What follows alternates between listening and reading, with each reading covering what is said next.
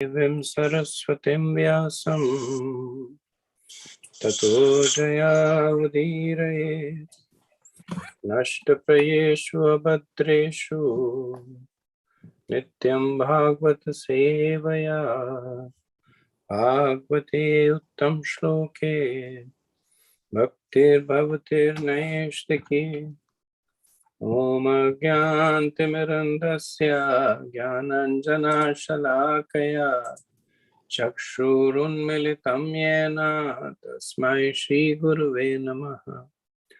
Jai Shri Krishna Chaitanya Prabhu Nityananda Shri Advaita Gadadara Shivasadi Gaura Bhaktavinda. Hare Krishna Krishna Krishna Hare Hare Hare Rama Rama Rama Hare Hare. Mukham karoti vachanam pangam langyate giri yat kripatamam vande Shri Guru Dinataranam Paramanandam Madhavam. So we had begun the discussion of verse 42.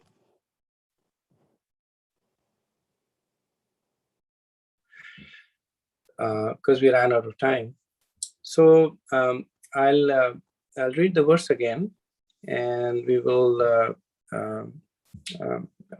catch up on the discussion. Tattagaccha bhadram te yamunanastatam suchi punyam madhuvanam yatra sanidhayam nityadahare.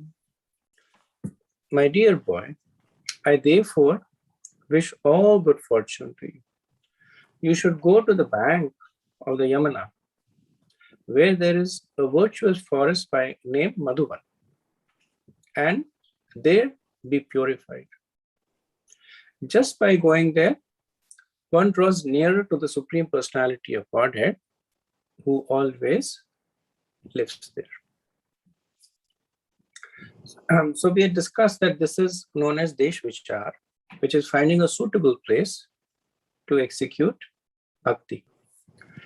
And Narad Muni is now giving, after testing Dhruva, is now giving him instructions of what to do to achieve what he wants. So he says, go to the banks of the river Yamuna, specifically to Madhuman, which is in Vrajtam, one of the 12 forests of Braja. Why Madhuvan? Because it is Suchi Punya, that it is pure and it is purified. And the most distinctive characteristic is Nityada Hare, that the Lord eternally resides over there. So the word Hari actually means two things. So it is said Sarva Mangala Hare Prem Deya Hare Mana. Two meanings of Hari, name of Lord. Sarva Mangala Hare Prema Deya Hare Mana. That Hari is one who takes away all inauspiciousness. So Sarva Mangala Hare. So Mangal is auspiciousness, or Mangal is inauspiciousness. Sarva Mangala Hare, that he takes away all inauspiciousness. And Prem Deya Hare Mana. And the second meaning of Hari is that he steals your mind. So Hare Mano, he steals your mind. How? By inundating it with love. So Narad Muni is saying the Lord lives there in both forms. He will take away all inauspiciousness and give you his own love. Srila Prabhupada talks a little bit about why a holy dham is important.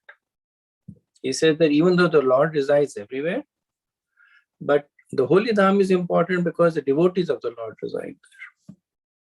And the devotees are attracted to the dham because the Lord performs pastimes over there. So they meditate on the pastimes, they're attracted to they're advanced, they're attracted to the pastimes. And because then they are there, one associates with the devotees. So people who simply go to the dham from the perspective of sightseeing or just like taking a bath, the Bhagavatam condemns them.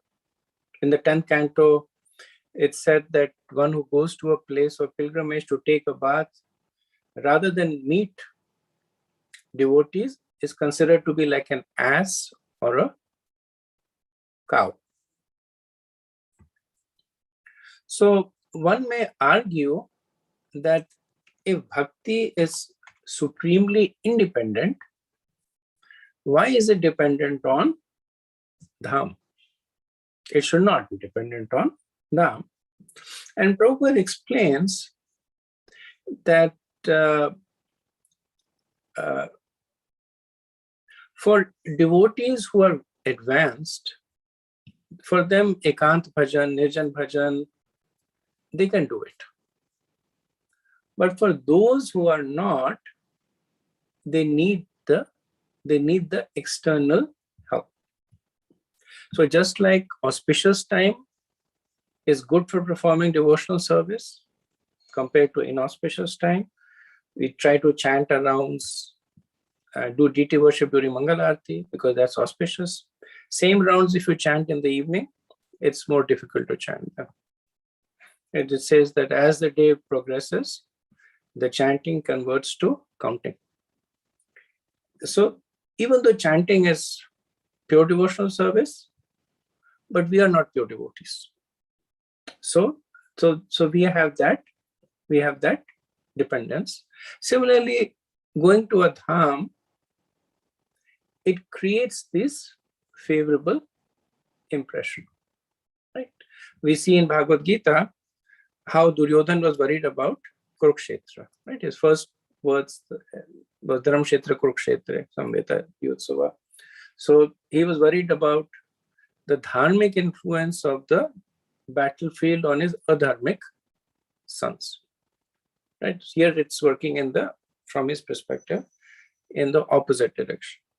That his sons were impious, they were in a pious place, and he thought that they would lose their edge because of that, which to some extent is true. We see both Duryodhan and Karna acting somewhat out of character. Right? When Arjun goes to Duryodhan and says, "Give me the 5 arrows," Duryodhan gives it.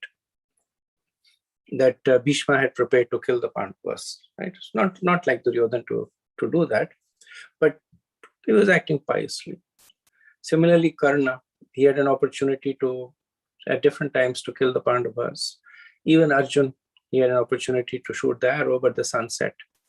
And he realized that by the time the arrow will reach Arjun, the sun would have set, and it would be an act of impiety. So he refrained from shooting the arrow. So Duryodhana, Dhritarashtra's fear were justified. So that's one reason that Narad Muni is asking Dhruva, because he's at this stage a neophyte in bhakti. So he's saying that you go to this pious place. But then essentially he's asking him to do Nirjan Bhajan, right? He's not saying go and seek the association of devotees. The process that he's describing to him is that you go there and do stuff yourself.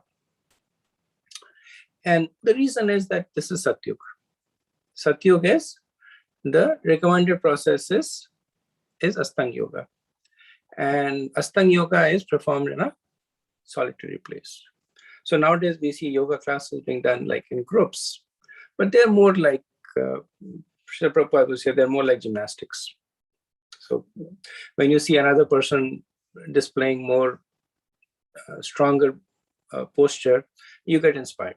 Let me also try and do it. But it's not really spiritual yoga, it's material aspect of it.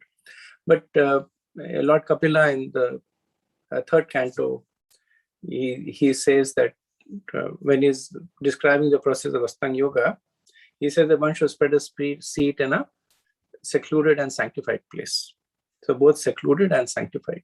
So we see Narad Muni complying with that instruction. Similarly, in 6th chapter, Krishna says to practice yoga, one should go to a secluded place. Moving on, next verse, 43. Snatvanusvanam tasmin kalindyaha shalila shive kritvo chitani nivasan atmana kalpitasnaha. Narad Muni instructed, my dear boy, the waters of the Yamuna river, which is known as Kalindi, you should take 3 baths daily. I'm sorry. Narad Muni instructed, my dear boy, in the waters of the Yamuna river, which is known as Kalindi, you should take 3 baths daily because the water is very auspicious, sacred, and clear. After bathing, you should perform the necessary regulative principles for Astanga Yoga. And then sit down on your asana, sitting place in a calm and quiet position. So in the coming verses, we will see that Narad Muni will recommend 3 processes of bhakti to Dhruva. Well, essentially, he's instructing us, but through Dhruva. So he will recommend deity worship. He will recommending chanting the holy name and Astanga Yoga. So as we know that bhakti is performed by the body, by the mind, and by the tongue or by the speech. So by body, he is saying Dhruva Maharaj to perform deity worship. By the mind, Astanga Yoga. Astanga Yoga is all about mind control. And by speech, by tongue, chanting of the holy name. So we'll give him the mantra to chant. So now in this particular case, actually, the chanting of the holy name and worship of the deity are secondary processes. The primary process is Astanga Yoga, and we know that because as Dhruva will make more and more advancement, he will give up the other processes while focusing on the primary process. So earlier on, he will do all 3. At some point, he will give up deity worship, and then he will start worshipping the deity mentally. And then he will chant the mantra. At some point, he will even give up that and just focus on meditation. And so what it tells us is that all these processes are supporting each other. Depending on the capability of the executioner and the time, place, circumstance, one process becomes mukhya and the other process supported. So in our day and age, chanting is the primary process. Right? Kriti Adhyayati Vishnu Treta Yajate Maka Dvapare Paricharyayam Kalotadhari Kirtana. So Kriti Adhyayate Vishnu in Kritayu Satyuk Dhyayate. Dhruva is in Kritayu. That does not mean that all the other processes are absent. They're still there, right? That Dhruva will chant the holy names. Dhruva will do deity worship. Deity worship is Dwapar Yuga. Chanting the holy name is Kali Yuga. Dhruva will still do them. Just like in Kali Yuga, we also do deity worship. We don't say that, this is Dwapar Yuga time. We don't do it. And we still do Dhyayate Vishnu. We still meditate on Vishnu. I'll be in much lesser way, but we still do it. Right? But the primary process is that of chanting. So Srila Prabhupada comments that these instructions that are being given by Narad Muni are at a very summary level, which means that Dhruva is already familiar with the process of Astanga Yoga. He is simply saying that, in a way, he is saying that process which you're familiar with, now you do this, right? Like if somebody already knows the directions, the map around their house and is looking for direction, he'll say, well, there's a temple over there, you take a right turn, and then there's a post office over there, take a left turn. So just giving the high level milestones here. So essentially Narad Muni is describing the process of Astanga Yoga over here. So he starts with niyam, right? Generally, Astanga Yoga starts with Yam. Right? Yam is prohibitions, but Dhruva is 5 years old. Right? He doesn't have any bad habits. It's not that he's taking intoxicants or like having illicit sex or eating meat or anything like that.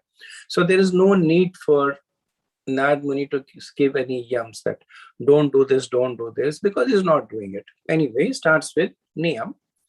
First niyam he says, so yam is what not to do, niyam is what to do. So first to do he says is, you take bath 3 times a day. So external cleanliness is very important for bhakti, right? Suchi, external cleanliness and internal cleanliness. Both Srila Prabhupada was very much insistent on cleanliness. Devotee should always be clean. In the Mahabharata, it is said that a Kshatriya who is scared of battle and a Brahmana who is scared of taking bath, both go to hell. So just like Kshatriyas, they look forward to battle. Brahmanas, they look forward to taking bath, whether it is hot or cold, or whether it is whether the weather is conducive or not. So all these are supporting anchors. Like, just like if you have to boil milk, you need a vessel. The vessel has nothing to do with the milk or the heating, but the vessel is needed, because how else will you boil the milk? So these angas, they are creating that framework in which bhakti can be executed. Okay, let's look at the next verse. Verse 44. Pranayamena tivrata pranendriya manomalam shaner viyudhyasya vidayayen manasa guruna gurum. After sitting on your seat, practice the 3 kinds of breathing exercises and thus gradually control the life here, the mind and the senses. Completely free yourself from all material contamination, and with great patience begin to meditate on the Supreme Personality of Godhead. So subsequent stages of Astanga Yoga is described. So Astanga Yoga, as we know, has 8 stages. It is Yam, Niyam, Asan, Pranayam, then Pratyahara, Dharana, Dhyan, and Samadhi. So far, Narad Muni has instructed him on Yam and Niyam, right? Not really on Niyam, but Yam and Niyam. Now he is instructing him on Asan. Right? And Asan means where to sit and how to sit. So like in the 6th chapter, Bhagavad Gita, the Asan is described as a place that is not too high and not too low by the riverbed. So the Asan, the way the Asan should be, right? If the place is very high, then the person, the yogi, he will sit on the top of a mountain and he will look down upon the rest of the world and say, these people are insects, and I am sitting at the top of the world and I am the greatest. And being too low, he'll develop artificial humility, and also said that the rainwater will flow into low places. So from a practical consideration, so not too high, not too low. And then the bodily posture, right? One should be erect, and the chakras should be all lined up. So we also have asana during bhakti, right? Like Srila Prabhupada said once to a disciple, sit properly while chanting. It's a nod towards asana, that sit properly during. It's not sure how he was sitting at the time, but the indication was that Prabhupada wanted him to sit attentively. Similarly, we know that during Aarti, our asana is standing. When there is Aarti, then the priest the devotee will come and say, please stand to everybody. During Sankirtan, our asana is dancing. During Narsingadev prayer, our asana is sitting down. So based on what part of the bhakti is being done, the asana changes. So in Astanga Yoga, now the asana is being described. In addition to this, Narad Muni also describes to him pranayama. Right? He says 3 kinds of breathing exercises, which is he says that Tivrata Pranindriya. So the 3 vrata, the 3 kinds are known as Rechak, which is exhaling air, Purak, which is inhaling, and Kumbhak, which is holding the air between the 2. So you inhale, hold, and exhale, and then inhale, hold, and exhale. So this is the basic form of pranayama that Narad Muni is instructing Dhruva on. So Prabhupada would say that for devotees, when they dance in Sankirtan, that is pranayama for them.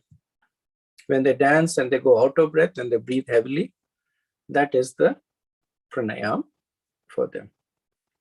What else does Narad Muni say? He says that completely free yourself of all material contamination. Right? So this is the 4th stage of yoga, which is pratyahar. So ahar means food. Pratyahar means you change the source of your eating. So in a conditioned state, we draw sustenance from material things. That is ahar. Family, sense enjoyment.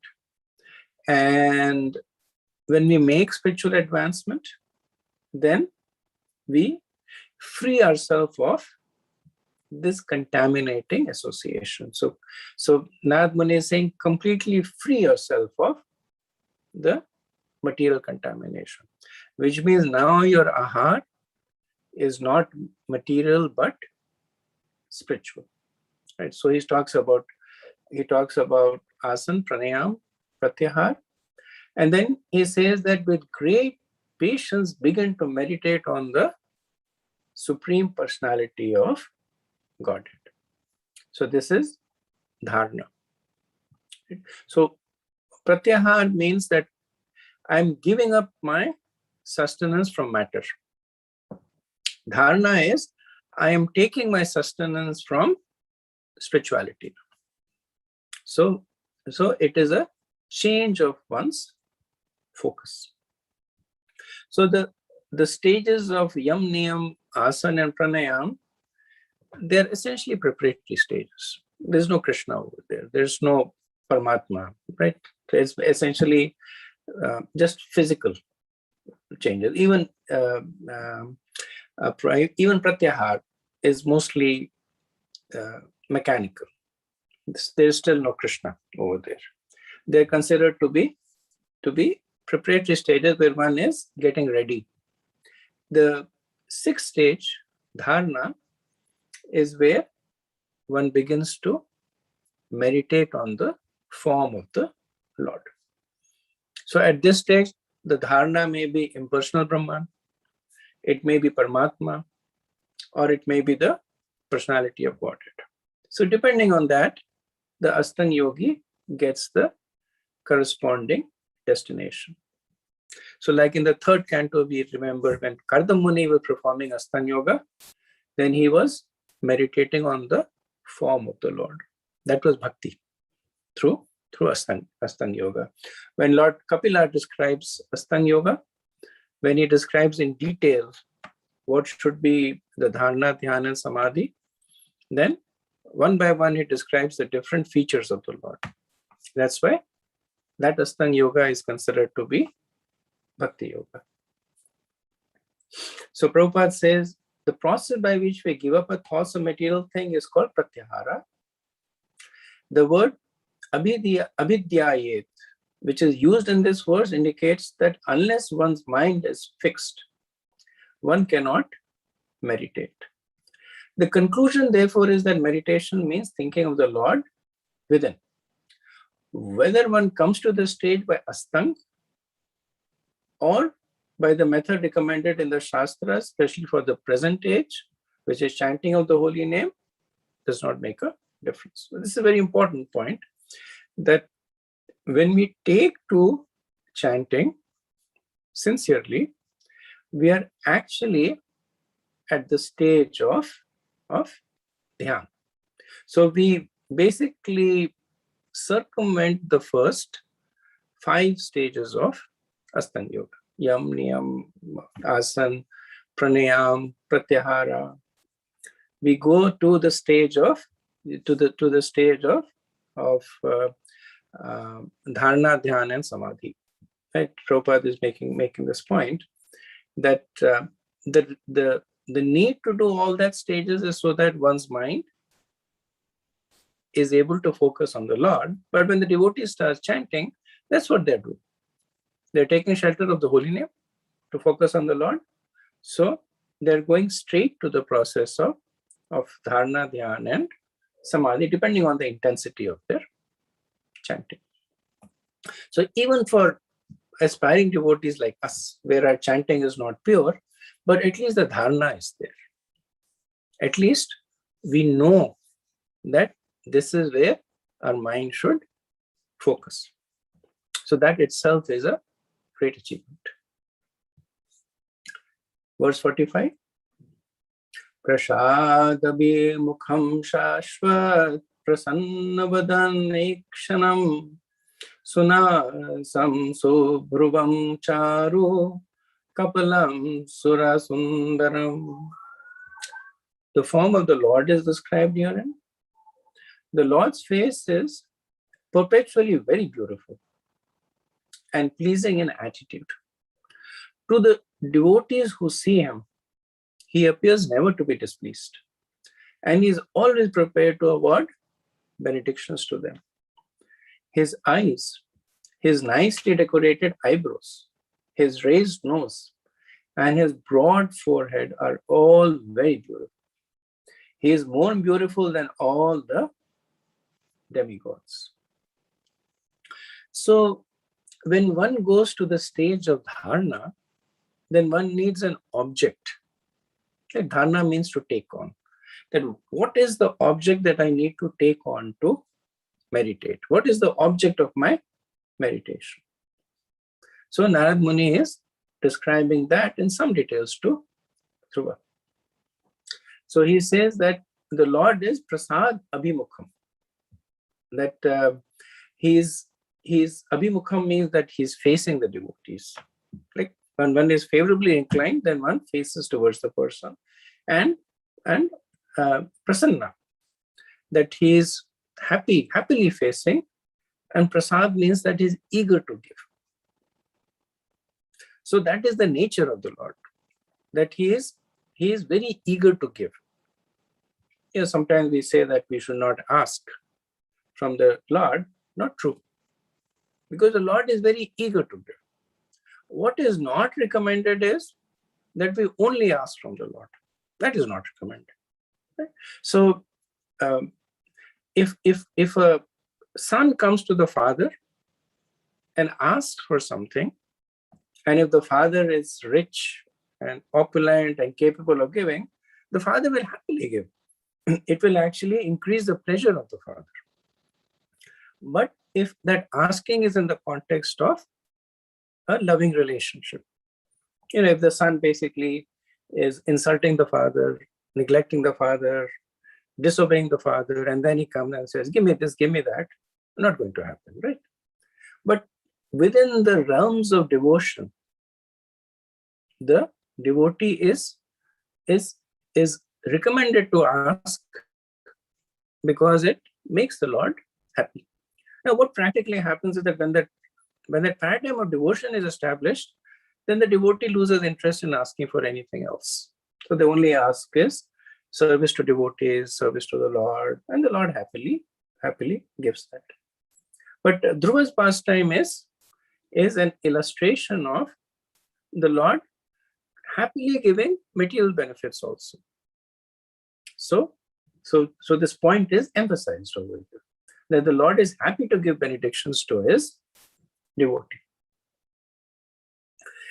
In the purport, Srila Prabhupada comments that Narad Muni is describing that Dhruva meditate on the personal form of the Lord. Right? When he's saying that he has nicely decorated eyebrows, raised nose, broad forehead. So he is recommending that you don't meditate on nothingness or the Brahman effulgence. Very specifically, he is saying you meditate on the smiling face of the Lord. So Prabhupada said that sometimes someone tries to meditate upon the impersonal Brahman, which is described in Bhagavad Gita. So this is Prabhupada talking about chapter 12, verse 3 to 5. Avyakta hi gatir dukham. Right? Which Prabhupada says is meaning unmanifested or impersonal. But it is remarked by the Lord himself that those who are attached to the impersonal feature of the Lord suffer a very troublesome task. Right? Gatir dukham. Because no one can concentrate on the impersonal feature. One has to concentrate on the form of the Lord, which is described here in connection with Dhruva Maharaj's meditation. What's also important is that one does not meditate on an imaginary form of the Lord. So Narad Muni is not saying that whatever form suits you, you focus on the Lord in that way.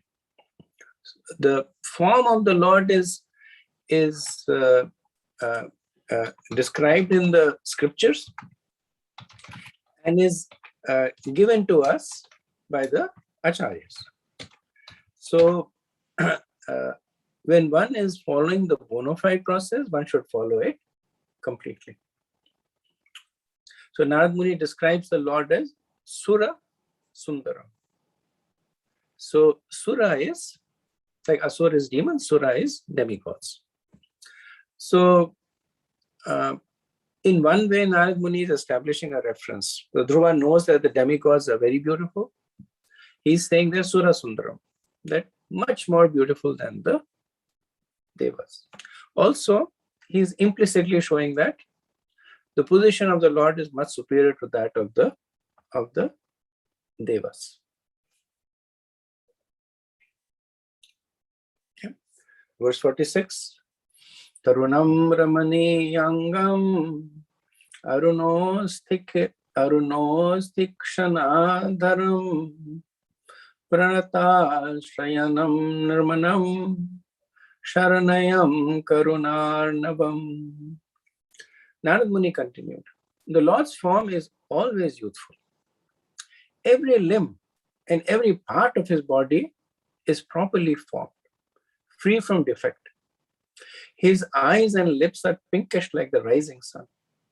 He is always prepared to give shelter to the surrendered soul. And everyone so fortunate to look upon him feels all satisfaction. The Lord is always worthy to be the master of the surrendered soul, for he is the ocean of mercy.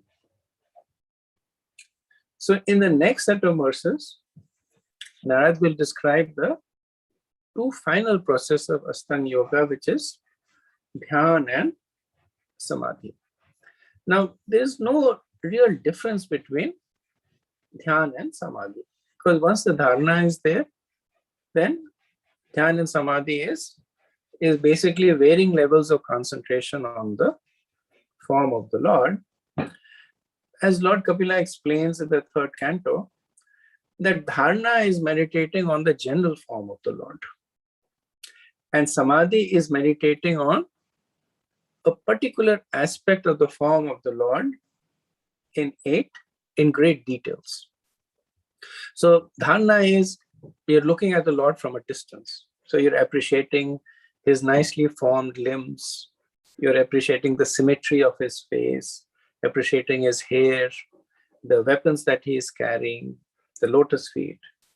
And then Samadhi is that you're now appreciating the eyes of the Lord. You're appreciating the lips. You're appreciating the glimmer of the teeth that are showing between the lips. So it's just like dhyan is appreciating the tree, and samadhi is appreciating the leaves and the fruits. But essentially, they are just more concentrated forms of meditation. So Srila Prabhupada here again makes this point that Narad Muni is going to great lengths to give specific descriptions of Krishna to Dhruva Maharaj, so that he does not fall into this trap of imagining a form of the Lord. So Dhruva might say to Narad that, have you seen Krishna? Now, Narad, of course, has seen Krishna, but let's assume that this instruction is coming through parampara to somebody else, and the person is describing the Lord. The disciple might say that, Guru Maharaj, have you seen Krishna? And the Guru Maharaj says, I have not seen Krishna, but I am seeing through the eyes of the scriptures. Because the scriptures describe Krishna in this way, and I know the scriptures, I am able to describe Krishna. So Prabhupada says that the form of the Lord is understood by the parampara system. Mayavadi philosophers say that we have to imagine the form of the Lord. But here Narad Muni does not say that. Rather, he gives a description of the Lord from authoritative sources. When Srila Prabhupada was commissioning paintings in ISKCON, whether it was for the plates of the Bhagavatam or whether it was for paintings in the temple, then when he would describe the paintings to the artists, it was almost like he would give a class, because essentially he would give them references that here the form of the Lord is described like this, here it is described like this, read this, refer to this, and then you paint it. So, and this is why the paintings of ISKCON, of course, they're artistic, but they're widely appreciated because they're very, very consistent with the scriptures. If you there, in the famous Divine Couple painting, it's almost entirely derived from Brahma Samhita. And you see the Chintamani stones, you see the where Srimati Radharani has her hand on Krishna, you see that the color of the skin over there is dark there, because Krishna's skin is described as so soft that a little bit of pressure, it causes the skin to become dark.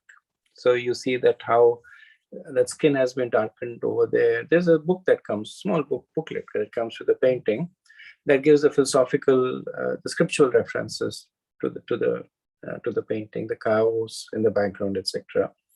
So all these details that are given are important, because just like when we study philosophy from the Vedas, we get an intellectual understanding. When we study these verses, then we get an understanding of the form of the Lord that we can talk to, we can meditate on, we can see in the temple.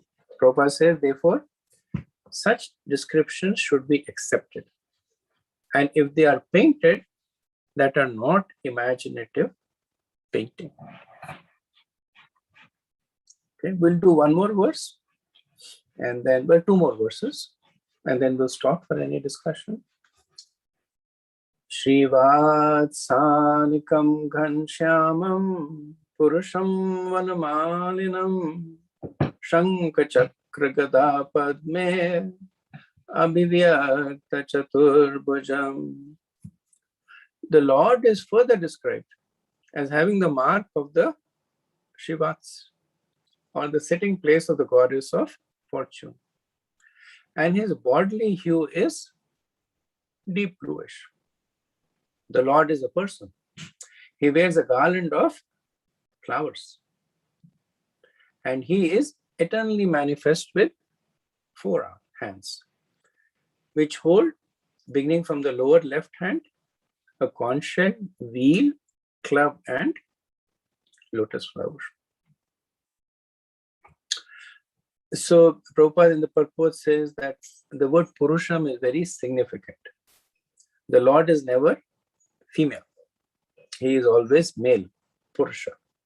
Therefore, the impersonalists who imagine that the Lord form as that of a woman is mistaken.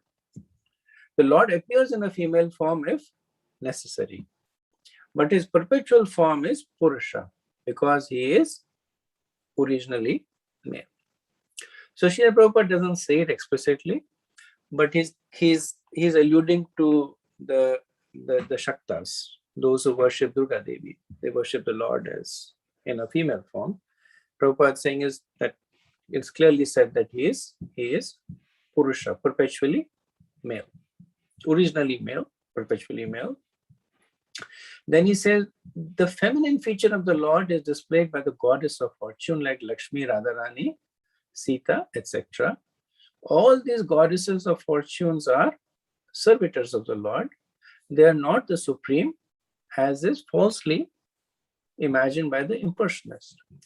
Lord Krishna in his Narayan feature is always four-handed.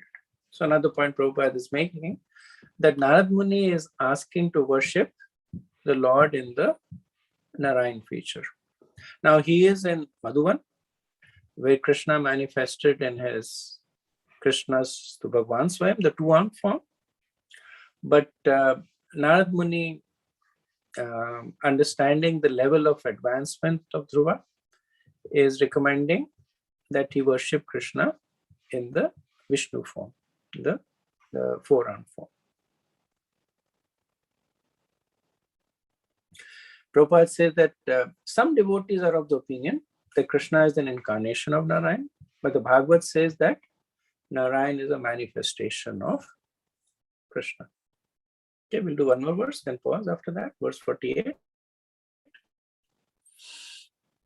Kritinam kundalinam keyurvalayanvitam kostabhabharana grivam pitakausheavasasam. The entire body of the Supreme Personality of Godhead, Vasudeva, is decorated. He wears a valuable jeweled helmet, necklaces, and bracelets. His neck is adorned with the Kaustubh jewel, and he is dressed in yellow silk garments. So we see here that the Lord as an object of dhyan and samadhi is being spoken about. So when he's talking about jeweled helmet, necklaces, bracelet, more like the form of the Lord. Like when you look at somebody and at somebody as a person, then you would see the entire form. And then Narad Muni will now describe in, or has also described in details, the eyes, the lips, the smile of the Lord. That's more at a more advanced stage where one focuses on individual aspects of the Lord's form. Okay, so let me pause here and see if there's any comments.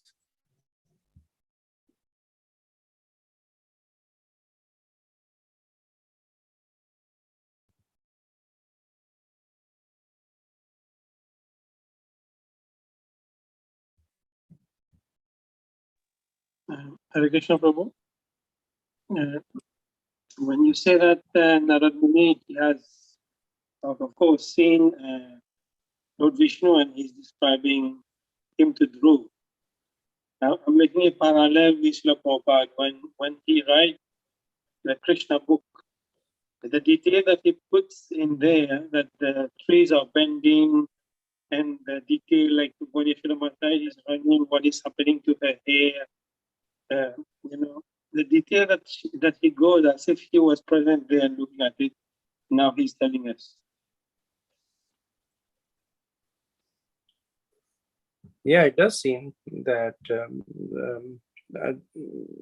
it's given in the 10th canto. It's described in details, and Srila Prabhupada, I think that's the Acharya's exalted role. that he reads it and then he sees and then describes to us. So there is a particular sweetness when Rupa describes not only Krishna, like there is this, he has that book, right? Autumn in Vrindavan. Yeah. Where, he describes the season and It's the book. Huh? yeah, the light of Bhagavad. Right. And Prabhupada had submitted it, or he wanted to, but he was late for a competition in Japan. And he did not, he wasn't able to get the artist at the time, but later on he got it done. So you're right, it almost looks like Prabhupada is seeing and then it relaying to us, which makes it sweet and potent. Thank you, Prabhu. Hare Krishna, Prabhu. The mantra that Narada Muni gives to Duru Maharaj is Om Namo Bhagavate Vasudevaya. Right, Prabhu?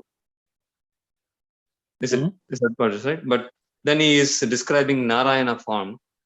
So I'm just wondering, how is it? On the one hand, we know they are non-different from each other. But on the other hand, we also see that he is giving Vasudeva, Om Namo Bhagavate Vasudeva, as opposed to Om Namo Narayanaya, something like that. But he is describing Narayana form. So I'm wondering, how to understand that. So it is mentioned that this is the mantra for Satyuk, Om Namo Bhagavate Vasudevaya. That's like every yuga has its own mantra. And in the Kali Yuga, it's the Hare Krishna Maha Mantra. And the Satyuk, it is Om Namo Bhagavate Vasudevaya. And the second point is that Vasudev Krishna is actually four-armed Krishna. So it is, it still refers to the four-armed form of Krishna. Krishna, when he is in Vrindavan, then he is two-armed. Like nobody calls Krishna Vasudev in Vrindavan. There they call him different names, but not Vasudev. When Krishna is in Mathura and Dwarka, then he is called Vasudev, and the understanding is that he is in the four-armed form over there.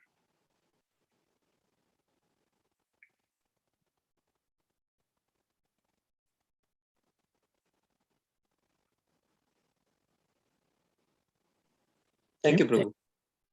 Thank you. Any other questions, thoughts, comments?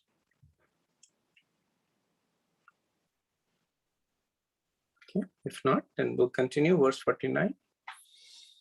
Kanchi kala paryastam lasat kanchan nupuram darshanyatmam shantam manonayana vardhanam.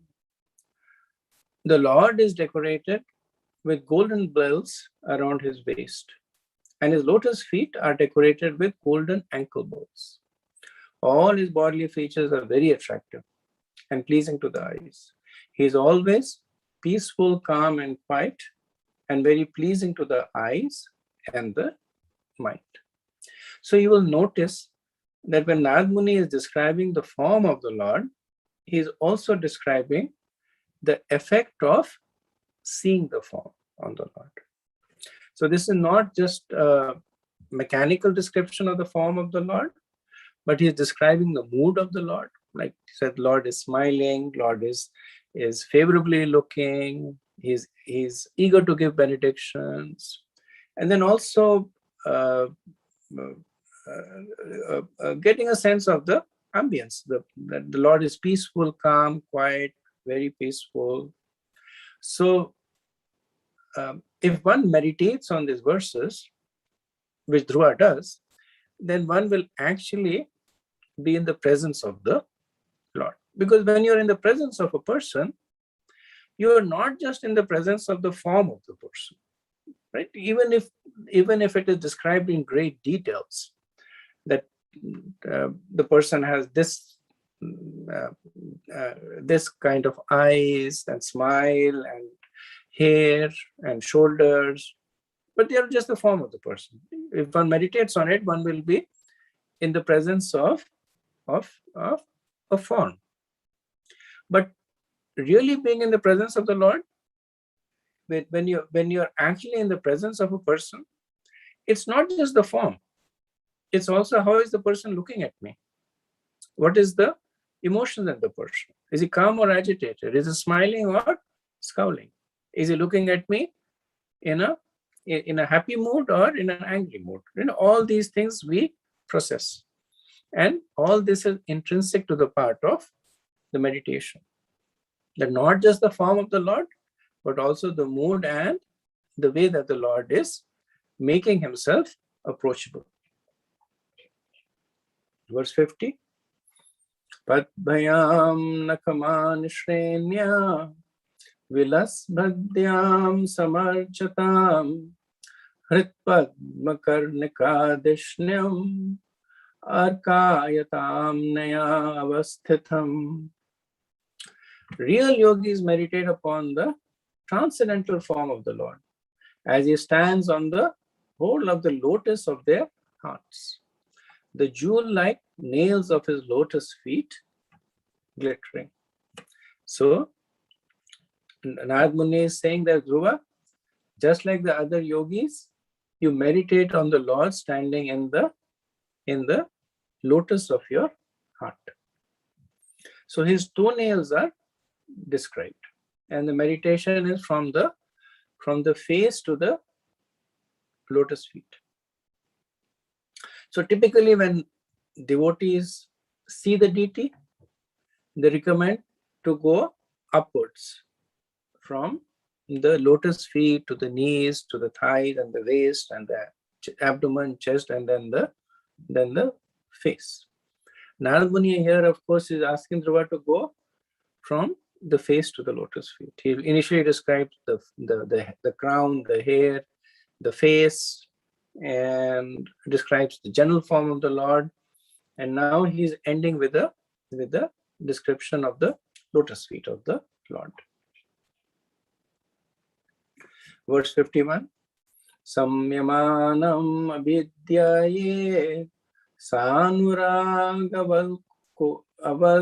avalokanam nyate aneka bhutena manasa varadashabam. The Lord is always smiling, and the devotee should constantly see the Lord in this form, as he looks very mercifully towards the devotees. In this way, the meditator should look upon the Supreme Personality of Godhead, the bestower of all meditations, all benedictions. Sorry. So this verse is a summarizing samadhi. So Prabhupada says the word niyatena is very significant in this connection, for it indicates that one should execute the meditation practice as stated above. One should not manufacture a way of meditation on the Supreme Personality of God, but should follow authors and personalities. By this prescribed method, one can practice concentration over the Lord until one is so fixed that he remains in trance, thinking always of the form of the Lord. The word ekabhutena means with great attention and concentration. Essentially, this is samadhi. If one concentrates on the description of the bodily feature of the Lord, one will never fall down. So, samyamanam refers to the smile of the Lord. So, not only is the Lord happy, but he is also smiling. So, when one smiles, it is known as more of a, I guess, Acharyas distilled nectar out of the verse. So more of a description of the different ways that smiling is described. So smita is when you smile with your lips, but your teeth do not show. And when you smile and your teeth are also showing, it is known as hasya. And prahas is that it's uproarious laughing, that the laughing is accompanied with a loud sound. So Sridhar Swami here, he says that after describing the face all the way to the lotus feet, why is Narad Muni again mentioning the face over here? So the recommendation is that at this stage, the other aspects of the Lord is no longer in focus. One exclusively focus on the lotus face of the Lord. So Narad Muni is again ending with another description of the lotus face of the Lord and the mood of the Lord, because the face is the window to the emotions of the person. So he's saying that. So that's why he's saying that samyamanam. Samyamanam means that he is smiling. He's smita. That is, he's smiling favorably on his devotees, ready to give benedictions. Verse 52. Evam bhagvato rupam subhadram dhyayato manaha nivritya paraya turnam sampanam na nivritate. One who meditates in this way, concentrating his mind upon the always auspicious form of the Lord, is very soon free from all material contamination. And he does not come down from meditation upon the world. So when one is going to the stage of dharana, dhyan, and samadhi, then one is increasingly expanding their focus. Same conception, but increasing their focus. Once a person has reached the stage of samadhi, the meditation is unbroken. Right? That's the difference between dhyan and samadhi. In dhyan, it is said to be flickering. In dharana, it is said to be, what's the word? Forgetting the exact word, but it's like twinkling. So twinkling means that it is on and off. Flickering means it is always on, but the intensity is varying. Sometimes more intense, sometimes less intense. In samadhi, it is unbroken intensity. It's like a bulb that is constantly throwing light at a high power. So the consequence of following this process is given by Narad. He says that two things will happen to you: that you will be free from all material contamination, and na nivritate, that your mind will not go anywhere else. Prabhupada says the fixed meditation is called samadhi or trance. A person constantly engaged in the transcendental loving service of the Lord cannot be deviated from meditating on the form of the Lord as described herein. So Prabhupada, as he often does in this situation, that he talks about the equivalence of bhakti to Astanga Yoga. That in the highest stage of Astanga Yoga, one meditation on the Lord is unbroken. And Prabhupada says that when one is serving the Lord through Bhakti Yoga, same thing is achieved. Prabhupada says that the Archana Marg, or the devotional path prescribed in the Pancharatra system of devotional service of worshipping the deity in the temple, makes the devotee think constantly of the Lord. That is samadhi. Right? If when one is worshipping the Lord in the deity form, then all these things are accomplished, because the deity is right in front of you. So one focuses about the deity, one thinks about the deity. And when one is more advanced in this stage, then one thinks of nothing else. Let's move to the next verse, 53. Japascha parmo bhuya shruyatam me nrpatmaja yam saptaratram prapathan puman pashyati khecharam. O son of the king, now I shall speak unto you the mantra, which is to be chanted with this process of meditation. One who carefully chants this mantra for 7 nights can see the perfect human beings flying in the sky. So Narad Muni is now describing the japa meditation. Right? He's talking about the mantra to be chanted with your tongue. Previously, it was with the mind. The Ashtanga Yoga essentially is performed with the mind. Everything else is inactive. Now, Vani or sound is being explained, and japa here. So he says japascha. Japascha means that param guhya, that I'm giving you a highly confidential mantra. So Narad Muni says shruyatam. So shruyatam means now hear from me. So Dhruv was already hearing attentively, but just like Krishna in Bhagavad Gita, periodically he will say, now hear from me. Tat shunu, like now hear from me. Not because Arjun became inattentive, but because he wanted to say that what I'm telling you is very important. Right? It's like setting up a sign over there that this is more important than everything that I have told you. Similarly, Narad Muni is now saying that pay attention to what I'm telling you because this is more important. So as a sign of the potency of the mantra, it is described that described that one who chants it for 7 nights will see the siddhas flying in the sky.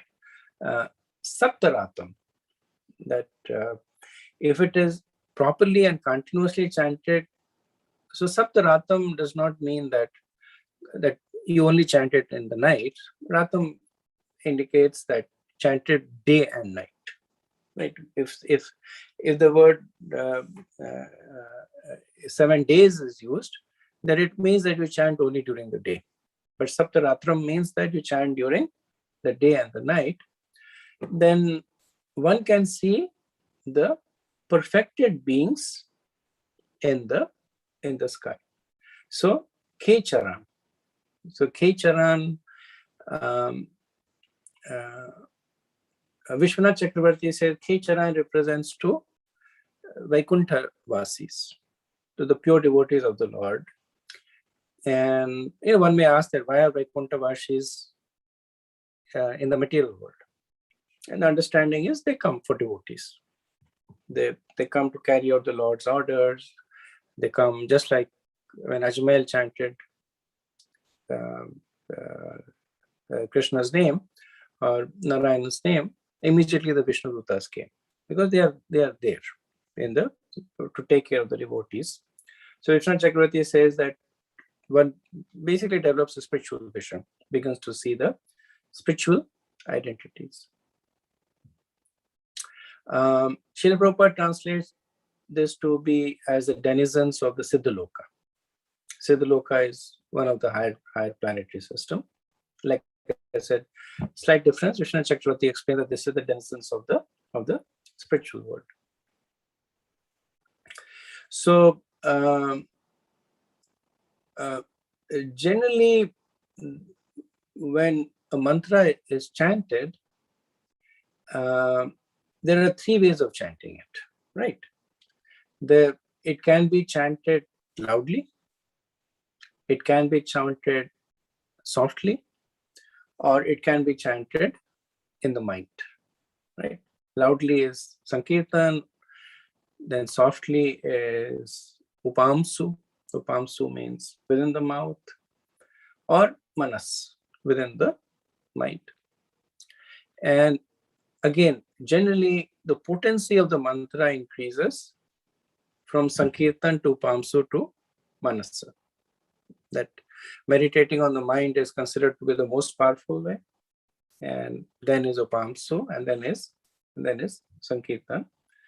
Difference, of course, is in Kali Yuga, where Manas is not possible. And because Chaitanya Mahaprabhu inaugurated the Sankirtan movement, then chanting congregationally is considered to be very potent, and so is chanting Upamsu, which is what we call as jap. So Narad Muni describes the mantra as Parmo Bhuya, and Prabhupada in the purport says that if it is confidential, then why is it being mentioned in the writings in the Bhagavatam? So later on, Narad Muni will reveal the mantra. So Prabhupada is asking this question, that why is it being revealed if it is confidential? And then he answers it. He says that it is confidential in the sense that one may receive a published mantra anywhere. But unless it is accepted in the chain of disciplic succession, the mantra does not act. It is said by authoritative sources that any mantra chanted without having been received from the disciplic succession has no efficacy. It's an interesting point, and Prabhupada. So what he's referring to over here is actually a verse in the Padma Puran, where it says that Prabhupada refers to it later on in the Bhagavatam, in the 6th canto. In the purport he writes that Vidya Karmani cha sada Guru Prapta Phalaprada Anyata Naiva Phalodaha Prashantaha Phalaprada. That one must receive all kinds of mantras from a bona fide spiritual master. Otherwise, the mantra will not be fruitful. And in the Padma Puran, it is said, Sampradaya Vihina ye mantraste nishphalamatta. That a mantra that has been received without a bona fide disciplic succession, nishphala, it does not have any effect. So that is why these mantras are considered param guhyam, that the confidential part of it is receiving it in a bona fide disciplic succession. So not knowing that one must receive in a bona fide disciplic succession, but actually receiving it in a bona fide disciplic successions. Because the guru in confidence gives the mantra to the disciple after making sure that the disciple is qualified to receive the mantra. That is why it is Param Guhyam. Like Sripad Ramanacharya, he went like 17 times or so to his Guru Maharaj to get the mantra. And the Guru Maharaj kept saying, you're not ready, you're not ready, you're not ready. And this is Ramanacharya. And then finally, when Ramanacharya says, I'm going to give up my life, he has so much of desire for getting the mantra, then the Guru gives him the mantra, which Ramanacharya, out of compassion, gave it to others, the Om Namo Narayana. But the Om Namo Narayana is widely available. But the Guru kept saying that this is the most confidential mantra.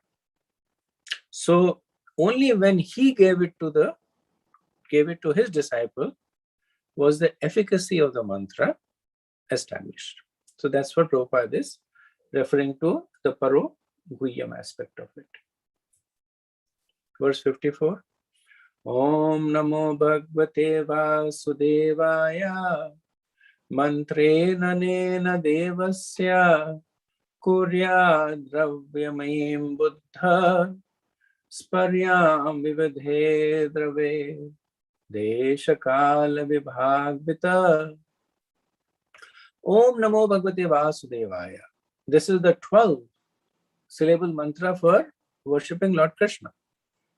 One should install the physical form of the Lord.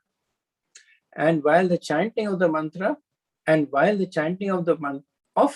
one should offer flowers and fruits and other varieties of foodstuffs exactly according to the rules and regulations prescribed by the authorities. But this should be done in consideration of time, place, and attendant conveniences and inconveniences. It's an important verse because it talks about the practical aspect of following Vedic injunctions. So Vishwanath Chakravarti says that it should be understood from this that teaching Vaishnava mantras with Om, so Om Namo Bhagavate Vasudevaya starts with Om, and they're considered to be Vedic mantras. Right? The Pranav Om is considered to be only to be chanted by the Dvijas, the second borns. So Vishwanath Chakravarti said that Dhruva is not a Dvija because there is no record of him having the Upanayam, that he did not have the ceremony of being accepted as a disciple. So Vishwanath Chakravarti says that by this one can clearly be understood that if the Guru so decides, he can give the mantra to anyone. It does not have to be a Dvija. Prabhupada says that Om Namo Bhagavate Vasudevaya is known as the Dwadakshara. Dwadash means 12 Akshar mantra. This mantra is chanted by Vaishnava devotees and it begins with the Pranav or Omkara. There is an injunction that those who are not Brahmins cannot pronounce the Pranav mantra. But Dhruva Maharaj was born a Kshatriya. He at once admitted before Narad that as a Kshatriya, he was unable to accept Narad's instruction of renunciation and mental equilibrium, which are the concerns of a Brahman. Still, although not a Brahman but a Kshatriya, Dhruva was allowed on the authority of Narad to pronounce the Pranav Omkar. This is very significant. Especially in India, the caste Brahmins object greatly when persons from other castes who are not born in Brahmin families recite the Pranav mantra. So Prabhupada is tacitly talking about the objection that were leveled against him. So when he started initiating the Westerners into deity worship, right, giving them second initiation, even Brahman, even sannyas, when he started giving women second initiation. So a lot of the caste Brahmins, they started objecting that this is not bona fide, because traditionally women don't get Gayatri because they don't have Brahman thread, so they can't chant Gayatri according to traditional Smrta Brahmins, and that's why they can't do deity worship. And again, as per Smrta Brahmins, that you have to be born into a Brahman family. So they were criticizing Prabhupada. So Prabhupada takes this opportunity to point out that his practice is actually bona fide. He says here there is tacit proof that if a person accepts the Vaishnava mantra or the Vaishnava way of worshipping the deity, he is allowed to chant the Pranav mantra. In the Bhagavad Gita, Lord personally accepts that anyone, even one of low species, can be elevated to the highest position and go back to Godhead simply if he worships properly. So Prabhupada uses this to establish that the practice of ISKCON to distributing the Hare Krishna Maha Mantra is bona fide and supported not only by the authority of Narad Muni, but also by the supreme authority of Krishna as Lord Chaitanya Mahaprabhu. So Narad Muni is also instructing Dhruva to perform deity worship. And he says that you chant the mantra while worshipping the deity. So he says that samprayam vividaya draver. The worship paraphernalia should be according to the injunctions of the Vedas. He says deshakal vibhagavit, as per the time and the place. So important instruction for Dhruva because he's in a forest all by himself. So if you were to look at Hari Bhakti Vilas, or whatever the equivalent was at the time, he cannot perform deity worship according to that, right? He does not have incense stick, he does not have arti, he does not have conch shell, no chamar, does not have naivedyam, so many things it does not have, right? But still Narad is saying that you worship the deities, deshakal vibhagavit, according to time and place. So this is also an important instruction for us, that many times being in the West, you cannot perform the deity worship completely as it is described. Even if you are in Vrindavan, there also, because of the limitations, you cannot perform deity worship as it is described. So while the scriptures give the complete process of worshipping the deities, they also make adjustments. Only thing, the adjustment must be bona fide. One should not make them whimsically. One should not make them by themselves, or like it is said that if flowers are not available to worship the deity, you can offer tulsi leaves. If tulsi leaf is not available, you can offer the wood of the tulsi plant. If the wood of the tulsi plant is not available, you can offer water. Right? So the substitutions are there and authorized. But of course, if one has tulsi plant, then one should offer tulsi leaf. Then one should not say that, well, it said that I can offer water, so I can offer water. So the underlying principle is that sincerely do as much as is possible, but whatever is not possible, then as per the scriptures is concerned, that can be adjusted. Okay, we'll do 2 more verses and then we'll pause for discussion. Shalila suchir malyera vanyirmul faladibe shashtanukaro shashtanukura shuklas charchet tulsaya priya prabhum. One should worship the Lord by offering pure water, pure flower garlands, fruits, flowers and vegetables which are available in the forest, or by collecting newly grown grasses, small buds of flowers, or even the skin of the trees. And if possible, by offering tulsi leaves, which are very dear to the Supreme Personality of Godhead. So in accordance with the Deshakal Vibhagavit, Narad Muni is giving general instructions to Dhruva that given the fact that you are in the forest, what is the best way to worship the deity form of the Lord? So he says that Shalilaba Suchira, that pure, clear water.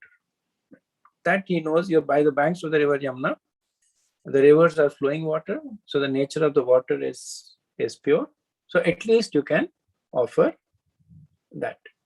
And Shalila Suchibir, it's in plural, which means that can be offered several times or can be offered for several items.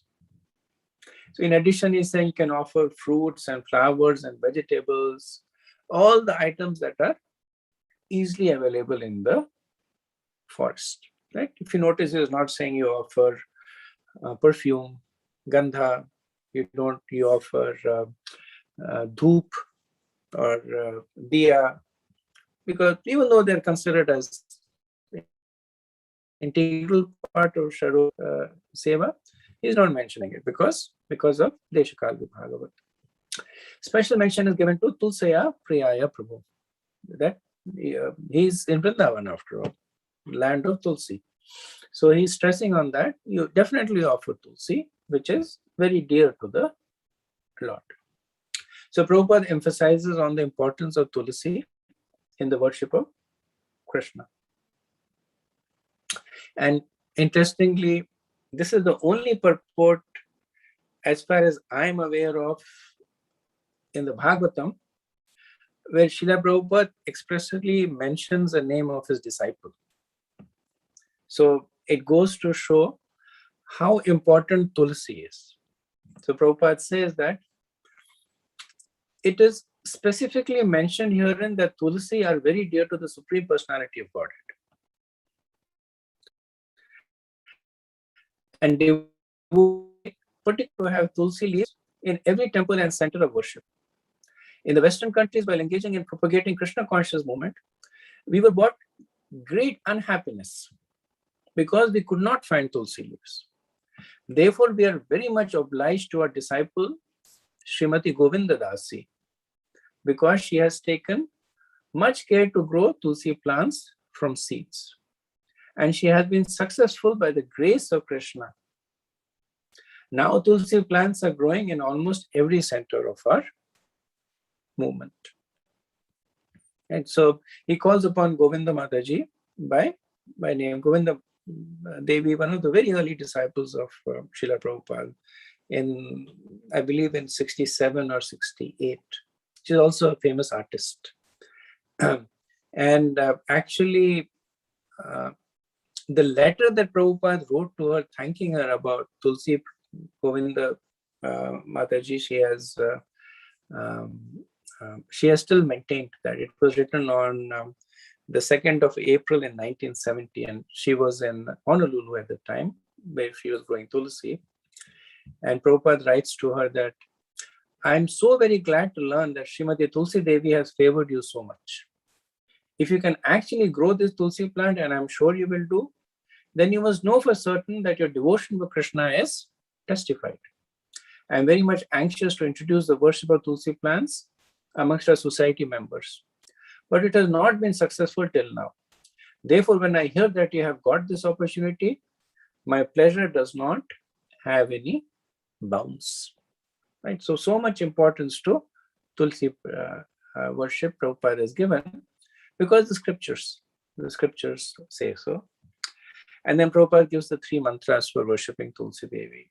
He says that worship her Pravindaya Tulsi Devi Priya Keshavasya. Then when you're plucking leaves, then Tulsi Amrat Janmasi Sadatvam Keshava Priya. And then when you're circumambulating Yanikani Chapapani Brahma Hatyadikani Cha.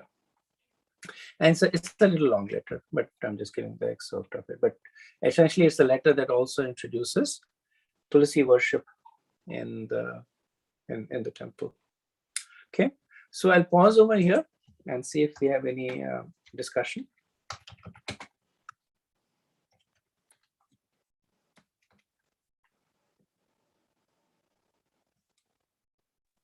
Hare Krishna Prabhu. Just wanted to ask one question about Tulsi, offering Tulsi to the Lord.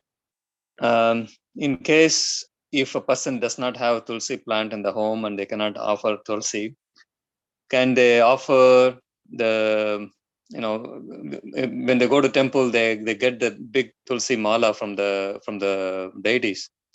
Can they use that to offer the Tulsi in the bhoga offering, or no? After washing it and then you are muted, Prabhu.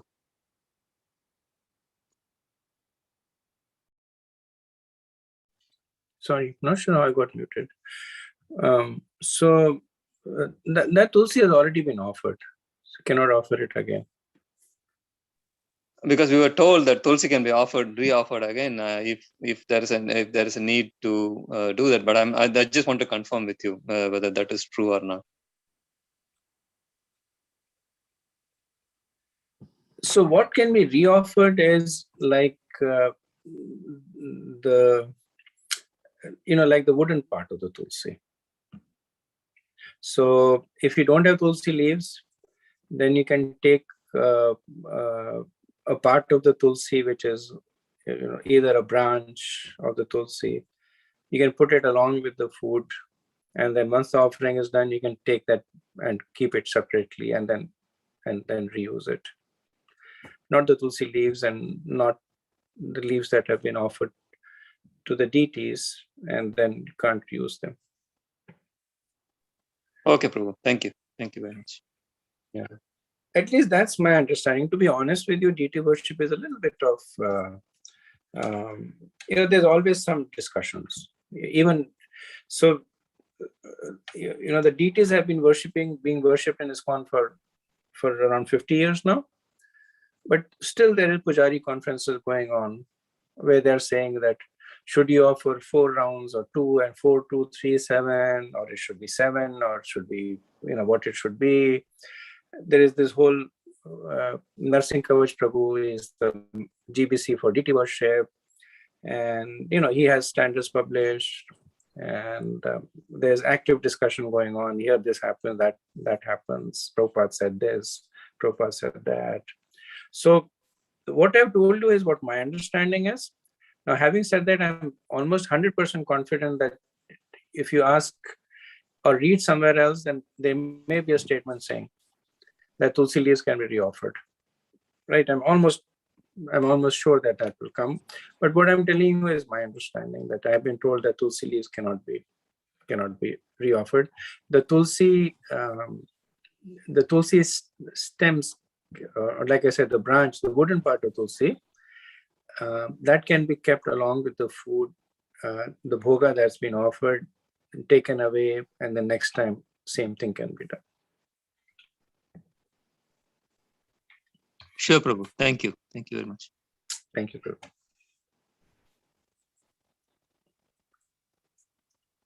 Prabhu, one question. In verse 53, where it said the mantra is available everywhere and we can read it, it's published. And then it said, as long as we get it from a disciplic succession, then it will have an effect. And there's it, and then in between it's saying through diksha. To the process of initiation. Yes, Prabhu. Yes.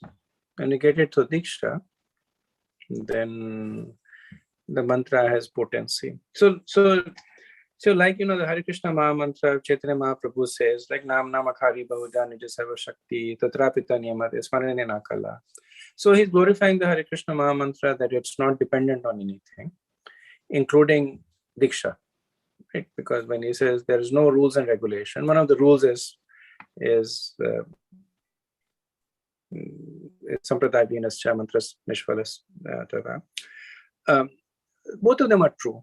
That when you chant the Hare Krishna Maha Mantra, even without receiving it in diksha, it has potency. But to get access to the full potency, one needs to have it given to them through diksha, through disciplic succession. Thank you, Prabhu. Prabhupada would describe it as like, kind of establishing the connection. If you're calling from point A to point B, and if all the connections are not maintained, then you can keep saying hello, hello, hello, and nobody's going to hear from there. So when the parampara is established, then all the connections are established. Then you say hello, Krishna picks up the phone and says, yes, what do you want? Right? The connection is established. So Prabhupada once explains it in that way. And then also when somebody takes diksha, there's more commitment, no? That means like as if you sign a contract. Like you're promising that you will do that.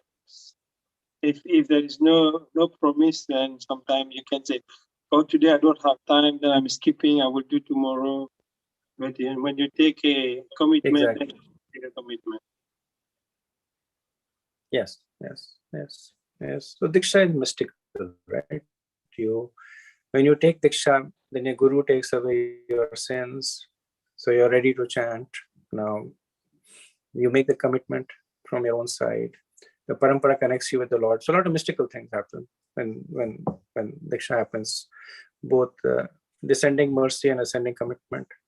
So that's what establishes the potency, not just of mantra, but everything. Deity worship, reading, all the aspects of all the angas of bhakti. It's not just that only mantras become potent when connected to the parampara, but all aspects of bhakti, they become potent.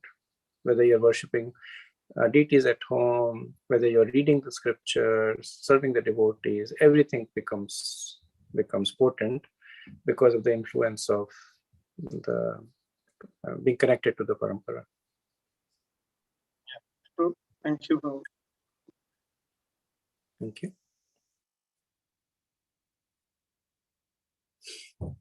Okay, so if there are no more questions, we'll pause over here. Hopefully next week we'll finish this chapter. And then the good news is that after this, the subsequent chapters are very, very light. This chapter is probably one of the heavier chapters. Later on, we'll get chapters which are more heavy than this. But for a while, I think this is the heaviest chapter. I know the next chapter 9, chapter 10, to a great extent chapter 11, they're mostly narratives. Prabhupada rarely has more than 2 to 3 lines per purports on them. We should be able to go through them fairly quickly. And they're shorter also. I think they're mostly 30, 36 verses, shorter chapters. Okay. Vanchakalpatarubhayascha kripa sindhubhya patitanam pavanebhyo vaishnavebhyo namo namah. Anant Koti Vaishnava Vrinda ki jai, Srila Prabhupada ki jai, Ithai Gaur Premanande. Hari Hari Bol. Hare Krishna. Thank you very much. Thank you. Thank you.